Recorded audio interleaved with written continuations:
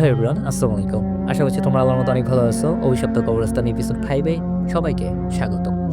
Guys, পুরো ঘটনাটি জুড়ে আমি আছি নীরব বসুনিয়া। তোমরা কে কোথা থেকে শুনছো অবশ্যই কমেন্টে জানিয়ে দিও। তো গাইস, মূল স্টোরিতে যাওয়া যাক। আমায় বাচ্চা ভাই, সেই গ্রামের লোকগুলোর কথা ঠিক হয়েছে, বাবার আত্মা আবার ফিরে আসছে।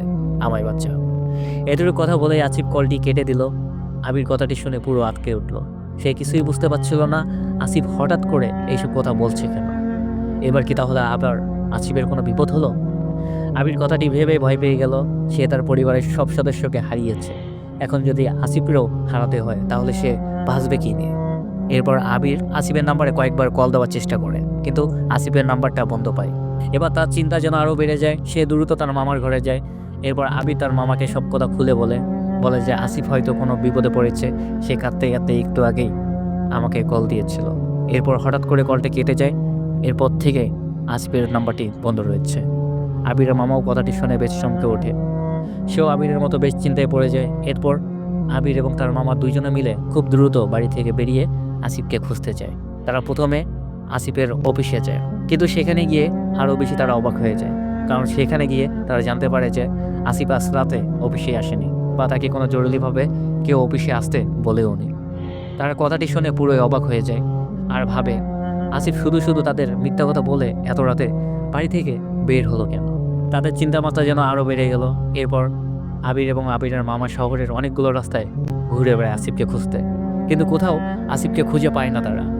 এর ভিতরেও আসিফকেও অনেকবার কল দেয় আবির, কিন্তু সে একইভাবে বারে বারে আসিফের নাম্বারটি বন্ধ পাওয়া যাচ্ছে।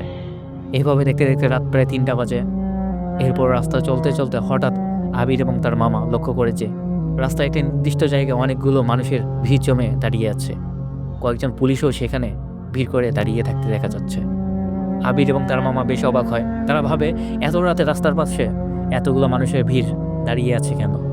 এরপর আবির এবং তার মামা ধীরে ধীরে সেই জায়গায় এগিয়ে যায়। তারপর ভিড় ঠেলে একটু সামনে যাওয়ার পর তারা দেখে পুরো আটকে উঠল। তারা দেখলো যে একটি গাড়ি রাস্তার পাশে একটি বড় গাছের সাথে ধাক্কা খেয়ে তুমড়ে মুচড়ে রাস্তার পাশে পড়ে রয়েছে। গাড়িটা দেখে তাদের আর চিনতে বাকি রইল না।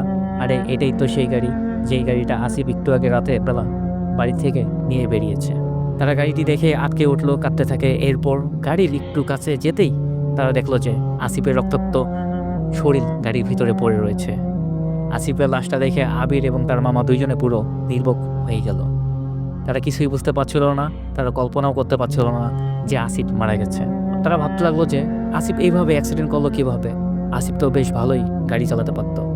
এরপর সেখানকার পুলিশ তাদেরকে জানালো যে আসিফের গাড়ির হয়তো ব্রেক ফেল হয়েছে, তাই সে ব্রেক নিয়ন্ত্রণ করতে না পেরে গাছের সাথে ধাক্কা লাগিয়ে এক পর্যায়ে অতিরিক্ত রক্তপাতের ফলে সে মারা যায়। এরপর আশেপাশের সব মানুষরা এই অ্যাক্সিডেন্টের শব্দ পেয়ে এখানে ছুটে আসে এবং পুলিশকে খবর দেয়।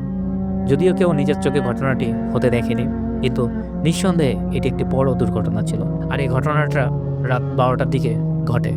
কথাটি শুনে যেন আবিরের মামা বেশ চমকে যান, কারণ সে তো জানতো যে তার গাড়িতে কোনো রকম সমস্যা ছিল না, আর ব্রেকের সমস্যা তো থাকতেই পারেই না। তাহলে গাড়িটি ব্রেক ফেল করলো কীভাবে? আবির এবং তার মামা বেশ কিছুক্ষণ চুপচাপ সেখানে বসে রইল। আবির জানে যে এটা মোটেও কোনো স্বাভাবিক দুর্ঘটনা ছিল না, কিন্তু সবাই এটা ভাববে স্বাভাবিক একটা দুর্ঘটনা। কিন্তু আবির জানে যে এটা মোটেও কোনো সড়ক দুর্ঘটনা না, এটি একটি খুন। তার মাথায় শুধু আসিফের বলা শেষ কথাটি ঘুরতে থাকলো, আমায় বাঁচা ভাই, আমায় বাঁচা। সেই গ্রামের লোকগুলোর কথা বলা ঠিক হয়েছে, বাবার আত্মা আবার ফিরে আসছে। আবির বুঝতে পারে যে তার ধারণাই ঠিক ছিল, তার বাবার আত্মাই আসলেই ফিরে আসছে।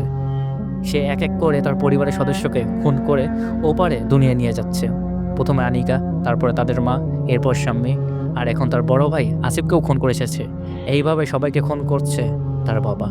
গাইস, এপিসোড 6 অতি শীঘ্রই চলে আসবে। ভিডিওটি কেমন অবশ্যই কমেন্ট করে জানিয়ে দিও। দেখা হচ্ছে সুন্দর একটি নতুন ভিডিওতে। আল্লাহ হাফেজ।